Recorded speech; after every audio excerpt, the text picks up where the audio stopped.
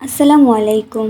শুরু করছি ইলমা বেহরোজের উপন্যাস আমি পদ্মজা, দ্বিতীয় খণ্ড, পর্ব ৫। সেই ঝড়ের সন্ধ্যায় যেদিন আমির আর তোমার প্রথম দেখা হয়েছিল, এই বাক্যটি পদ্মজার নিঃশ্বাস বন্ধ করে দিল। রিদওয়ান বিছানা ছেড়ে চেয়ার টেনে বসল। পদ্মজার দিকে তাকিয়ে কুটিল হাসি ফুটিয়ে উচ্ছ্বসিত কণ্ঠে বলতে শুরু করলো। আমির বছরের বেশিরভাগ সময় রাজধানীতে কাটায়, শুধু বর্ষা আর শীতের মৌসুমে গ্রামে আসে। তখন ছিল বর্ষার মাঝামাঝি, সব মেয়ে জোগাড় হয়ে গেছে। সেই আনন্দে আমরা দুজন পাশা খেলায় মেতেছিলাম। হঠাৎ ও প্রস্তাব দিল, যদি ওকে হারাতে পারি তাহলে যা চাইব তাই দেবে। সৌভাগ্যক্রমে আমির সেদিন হেরে গেল। আটপাড়া গ্রামের মেয়েদের আমরা কখনো স্পর্শ করি না। নিজের গ্রামের মেয়ে হারালে বড় চাচার সুনাম ক্ষুণ্ণ হবে। তিনি এখানকার প্রধান, তাই আটপাড়ার কোনো মেয়ে আজও আমাদের কবলে পড়েনি। তোমাকে আমি স্কুলে যাওয়ার পথে দেখেছি, বিশ্বাস করো। তোমাকে যেদিন দেখেছি সেই রাতে দুই চোখে ঘুম আসেনি। আব্বাকে বারবার অনুনয় করেছি তোমাকে নিয়ে আসতে, কিন্তু উনি রাজি হলেন না। আটপাড়ার মেয়েদের তুলে আনা যাবে না, কঠোর নিষেধাজ্ঞা ছিল। মিনতি করেছি অন্তত বিয়ের প্রস্তাব পাঠাতে। তখন বড় চাচা তোমার মায়ের কথা জানালেন। তিনি মুক্তিযোদ্ধা। গ্রামবাসীর মুখে শুনেছেন তোমার মা নাকি তোমাকে এখনই বিয়ে দিতে চান না। সুদূর প্রান্ত থেকে সম্ভ্রান্ত পরিবারের পাত্ররা এসেছে বিয়ের প্রস্তাবে, তবুও তিনি রাজি হননি। কিন্তু আমার তো তোমাকেই চাই। তোমার রূপ এমনই যে জীবনভর ভোগ করলেও মন ভরবে না। শেষ কথাটি শুনে ঘৃণায় পদ্মজার কপালের রেখা গভীরতর হয়ে উঠল। রিদওয়ান বলতে লাগলো, এই বাড়ির প্রতি, এই পাতালপুরীর প্রতি আমার টান অনেক আগে থেকে। তবু আমি ওসব না চেয়ে আমিরের কাছে তোমাকে চেয়েছিলাম। একবার ভেবে দেখো কতটা মুগ্ধ ছিলাম তোমার ওপর। একটু ভাবো পদ্মজা। পদ্মজার দিকে করুণ চোখে তাকালো রিদওয়ান। তার পরপরই তার চোখে মুখে ক্ষোভ ফুটে উঠল। কিন্তু কি হলো? ও নিজেই পছন্দ করে ফেলল। আমির তোমাকে তুলে আনতে গিয়েছিল আমার জন্য। শুধু আমিই জানতাম তোমার আম্মা বাড়িতে নেই। ও কথা দিয়েছিল এশার আজানের আগেই তোমাকে আমার কাছে পৌঁছে দেবে। এখানে এই ঘরেই আমি বসেছিলাম, তোমার জন্য মাঝরাত অবধি অপেক্ষা করেছিলাম। সে থামল, একটু দম নিল। একসময় বিরক্ত হয়ে অন্দরমহলে চলে যাই। গিয়ে শুনি আমির বড় চাচাকে হুমকি দিচ্ছে তোমার সঙ্গে বিয়ে না দিলে নাকি কাজ ছেড়ে দেবে। যদিও আমরা সবাই জানি আমির কোনো দিন তার পেশা ছাড়বে না, তবু বড় চাচা আমিরকে খুশি রাখতে কথা দিলেন তোমার সঙ্গেই বিয়ে হবে, যেভাবেই হোক। রিদওয়ানের চোখে তখন ক্রোধের ঝলক। এটা নিয়ে আমিরের সঙ্গে আমার তর্ক বিতর্ক হয়। আমাকে তখনই হুকুম দেওয়া হয় সৈয়দকে খুন করতে হবে। সৈয়দ আমিরের সঙ্গে বেয়াদবি করেছে, অপমান করেছে, তাই আমির বদলা নিতে চায়। ও চায় না সৈয়দ আর বেঁচে থাকুক। সেই দায়িত্ব পড়ল আমার ঘাড়ে। আমিরের হুকুম সবাইকেই মানতে হয়, কিন্তু সেদিন আমি শুনিনি। তখন বড় চাচা বললেন, পদ্মজা সবার চোখে আমিরের বউ হলেও ঘরে তোর বউও হবে। আমি তার ব্যবস্থা করব, আমিরের সঙ্গে কথা বলবো।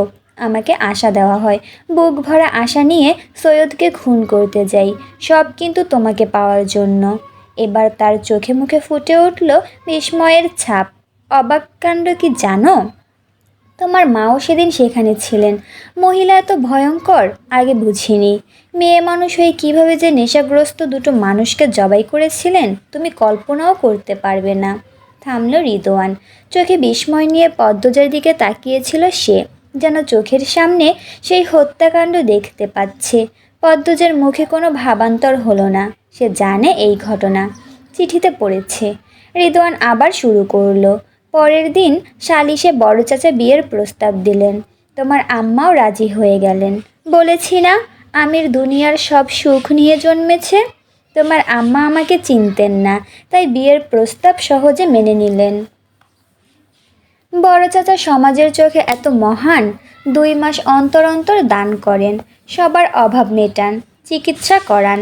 ওনার ছেলের বউ হওয়া মানে অনেক কিছু। তোমার আম্মা তো আর ভেতরের খবর জানতেন না, রাজি হওয়াটাই স্বাভাবিক ছিল। রিদওয়ান একটু থেমে আবার বলতে লাগলো, সে যাক, পরের কথা বলি। আমির যখন শুনলো তোমার আম্মা দুটো খুন করেছে, ও চিন্তায় পড়ে গেল। আমির মানুষ চেনে ভালো। ও তৎক্ষণাৎ বুঝে গেল তোমার আম্মা জটিল মানুষ। আমাকে মানা করলো বিয়ে বাড়িতে যেতে, চিনে ফেললে সমস্যা হবে। আমিরের সঙ্গে তাল মিলিয়ে বড় চাচাও মানা করলেন। আমি তো কথার মাঝে বাধা দিল পদ্মজা। জিজ্ঞেস করলো, আপনি এই গ্রামেরই ছেলে, আর আম্মাও এই গ্রামের মেয়ে, তবু আপনাকে চিনতেন না? হাওলাদার বাড়ির ছেলে হিসেবে হয়তো কখনো দেখেছেন, কিন্তু মনে নেই। নয়তো নাম জানতেন, মুখ চিনতেন না। আমাকে অনেকেই চেনে না, নাম শুনলে চেহারায় মনে পড়ে না, চেহারা দেখলে সঙ্গে সঙ্গে চিনতে পারে না। আমি বেশিরভাগ সময় এখানেই অথবা অন্দরমহলে থাকি।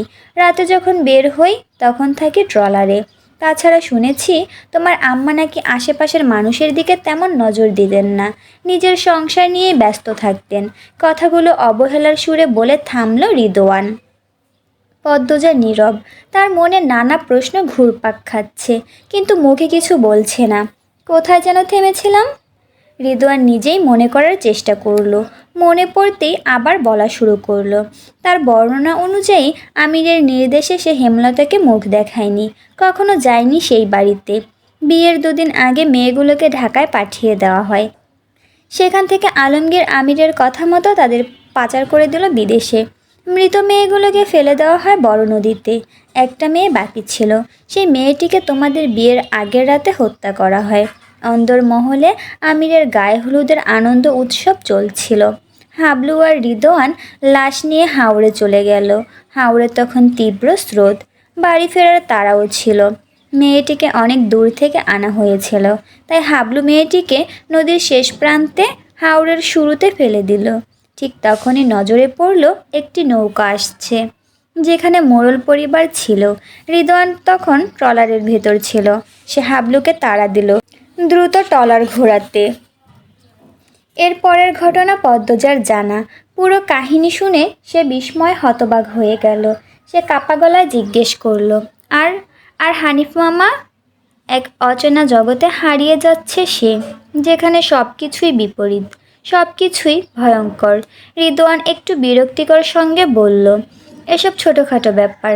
ওই শালা আমাদেরই লোক ছিল, হঠাৎ সবার ওপর কথা বলা শুরু করে, হুমকি দেয়, ওর চাহিদা বেড়ে যায়। অনেকদিন সহ্য করার পর একদম ওপরে। রিদওয়ান হেসে চোখ টিপল, যেন সে কোনো মহৎ কাজের কথা বলছে। প্রান্তর আব্বা আর আব্দুলকে নিয়েও প্রশ্ন করবে নাকি? এদের কথা জেনে তোমার লাভ নেই, দুজনই সব জেনে ফেলার কারণে মরেছে। সহজ হিসাব।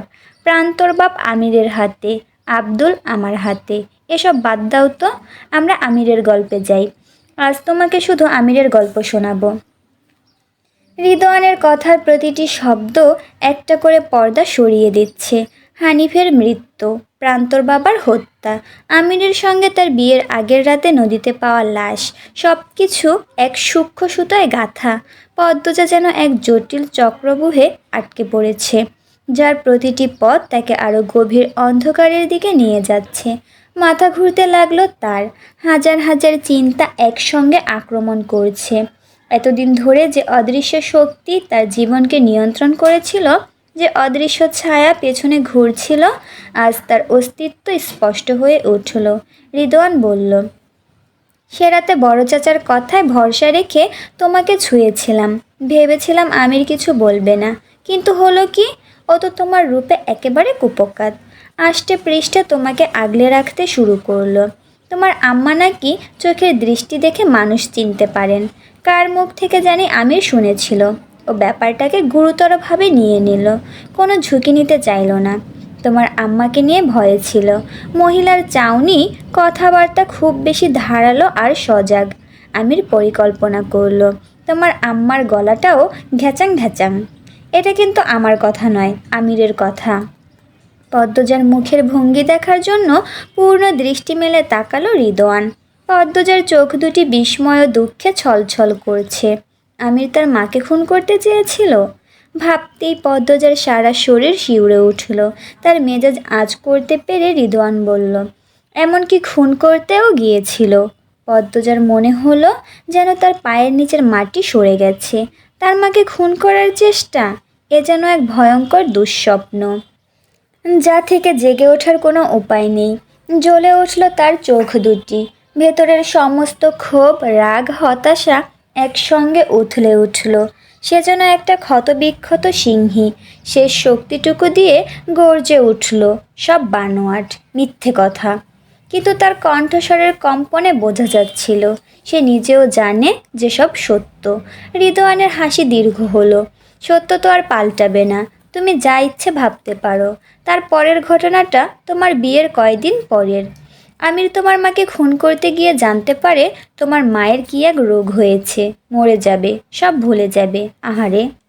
টিটকারির ভঙ্গিতে হেসে উঠল রিদওয়ান। তার হাসির শব্দ তীক্ষ্ণ ছুরির মতো বিঁধল পদ্মজার কানে। আগুন ধরে গেল তার মাথায়। ক্ষোভে রাগে কাঁপতে লাগলো সারা শরীর। সে চিৎকার করে উঠল, বের হয়ে যান, আপনাকে আমার সহ্য হচ্ছে না, যান, বেরিয়ে যান। রিদওয়ান যেন পাথরের মূর্তি। পদ্মজার আবেগতাড়িত কথায় তার ভ্রুক্ষেপ নেই। সে নির্বিকারভাবে বলতে লাগলো, সম্ভবত তোমার মা তোমার বাবার সঙ্গে কথা বলছিলেন। আমার ঠিক মনে নেই, অনেক আগের ঘটনা তো। সব শুনে আমির খুনের পরিকল্পনা বাদ দিল। এমনিতেও কয়দিন পর তোমাকে নিয়ে ঢাকা চলে যাবে, তোমার মাও কয়দিন পর মারা যাবেন, আর খুন করার কি দরকার? তবে যদি না মরতেন তাহলে কিন্তু আমিরই খুন করত। এই হলো তোমার সোহাগের স্বামী। রিদওয়ানের ঠোঁটে তিরস্কারের হাসি, তার চোখে মুখে ঝিলিক দিচ্ছিল আনন্দের ছটা। পদ্মজার অন্তরের যন্ত্রণা তার পুতুলের মতো সুন্দর মুখে স্পষ্ট হয়ে উঠেছে। আমিরের প্রতি রাগ, ঘৃণা নিঃশ্বাসের সঙ্গে পাল্লা দিয়ে বাড়তে লাগলো। এই মুহূর্তে যদি তার হাত পায়ের বাঁধন খোলা থাকত, তবে সে প্রথমে রিদওয়ানের এই গা জ্বালানো হাসি চিরতরে স্তব্ধ করে দিত, তারপর আমিরকে। রিদওয়ান উচ্ছ্বসিত হয়ে বলল, আরে, এখনও তো অনেক কিছু বাকি, এখনই চোখ দিয়ে মেরে ফেলবে? বাকিটুকু শোনো, তারপর মেরো। সে গলায় একটু রহস্যময় সুর এনে বলতে লাগলো, যেদিন তোমার মেট্রিক পরীক্ষার ফলাফল বের হলো, সেদিন তোমার মা প্রথম আমাদের বাড়িতে এলেন। বিচক্ষণ বুদ্ধিমতী মহিলার মস্তিষ্ক আমাকে দেখেই নাড়া দিয়ে উঠল। থেমে আবার শুরু করলো, আমি রাতে দ্বিতীয় তলায় হাঁটছিলাম, রম্পা ভাবির ঘরটা নজরে রাখার জন্য। ধীরে ধীরে হাঁটছিলাম, তবুও সেই শব্দ তোমার মায়ের কানে চলে গেল। তিনি বেরিয়ে এলেন, আমাদের কথা হলো। মানুষটা তোমার ভবিষ্যৎ নিয়ে ভেঙে পড়লেন। রিদওয়ানের চোখে মুখে কৃত্রিম দুঃখের ভাব ফুটিয়ে তোলার চেষ্টা করলো। পদ্মজা দৃষ্টি ঘুরিয়ে রাখল। রিদওয়ান থামল না। শেষ রাতে আমি আর আমির ছাদে ছিলাম। হঠাৎ দেখি তোমার মা জঙ্গলের ভেতর ঢুকছেন। কি সাহস! মেয়ের শ্বশুরবাড়িতে প্রথমবার এসেই সন্দেহের বশে পুরো বাড়ি ঘোরা শুরু করে দিয়েছেন। বিন্দুমাত্র ভয় ডর নেই। জঙ্গলের ভেতরই আমাদের সব। তখন এত নিরাপত্তা ছিল না, তাই আমির ছুরি নিয়ে তোমার মায়ের পিছু ধাওয়া করে।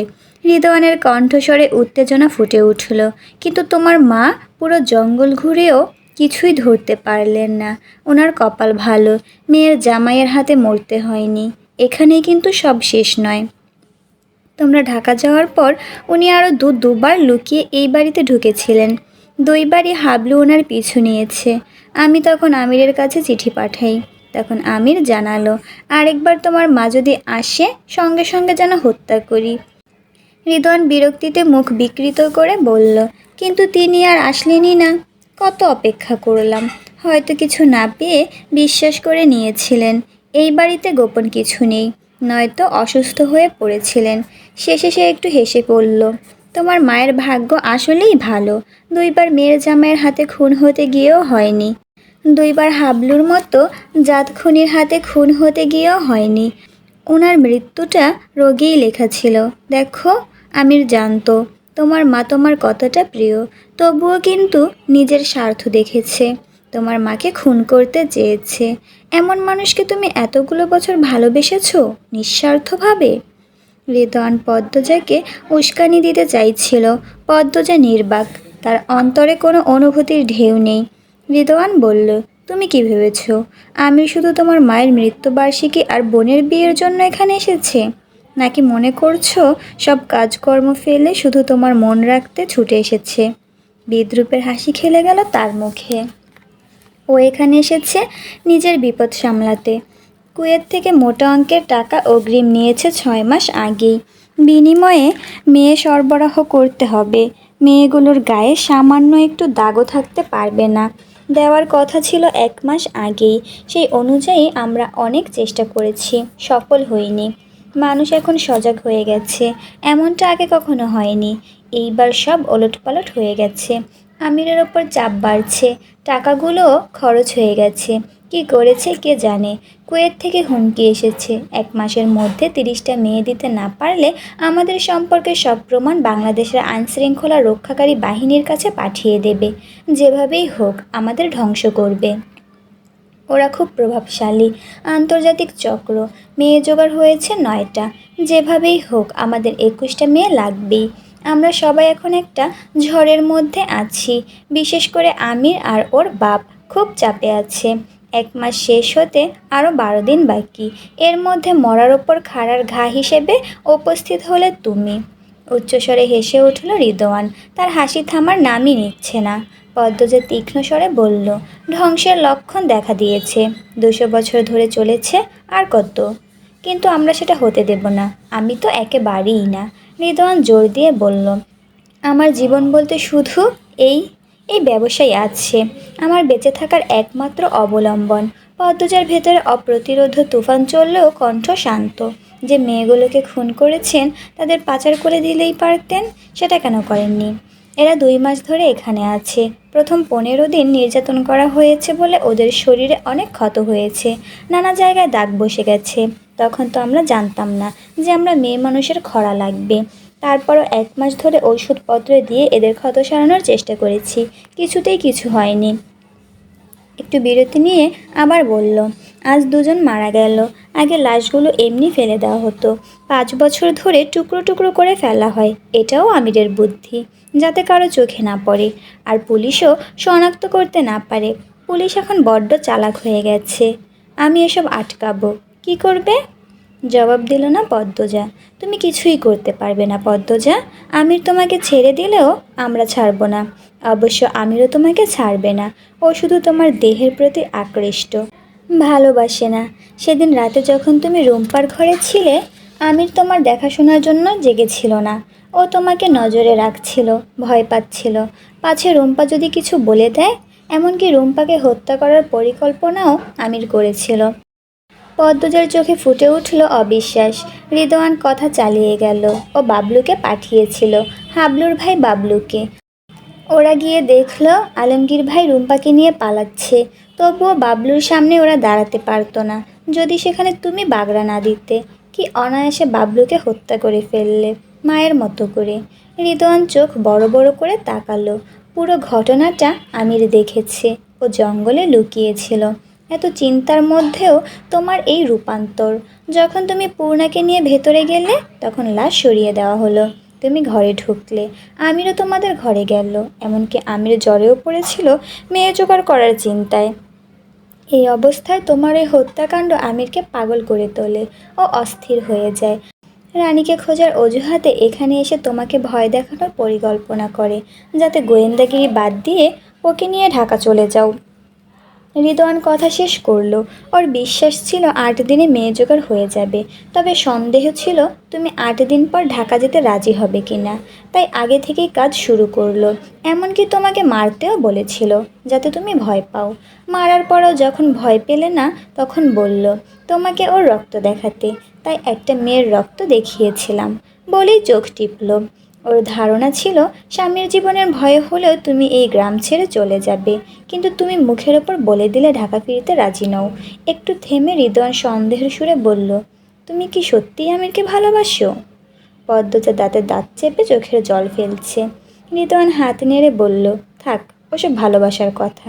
আমির তোমাকে ভালোবাসে না, সবই ওর অভিনয়। ও শুধু তোমার রূপের মোহে পড়েছে। এখনও তোমার শরীরের যৌবন অটুট। আমি নিজেকে সামলাতে পারি না, আর ও তো তোমাকে পেয়েছে। গলা নামিয়ে যোগ করলো, শোনো পদ্মজা, ভালোই ভালোই বলছি, কোনো বাধা দিও না, সব মেনে নাও। আমি ছেড়ে দিলেও বড় চাচা আব্বা আর আমি তোমাকে ছাড়বো না। উনি কেন আমাকে ছেড়ে দিবেন? উনি তো আমাকে ভালোবাসেন না।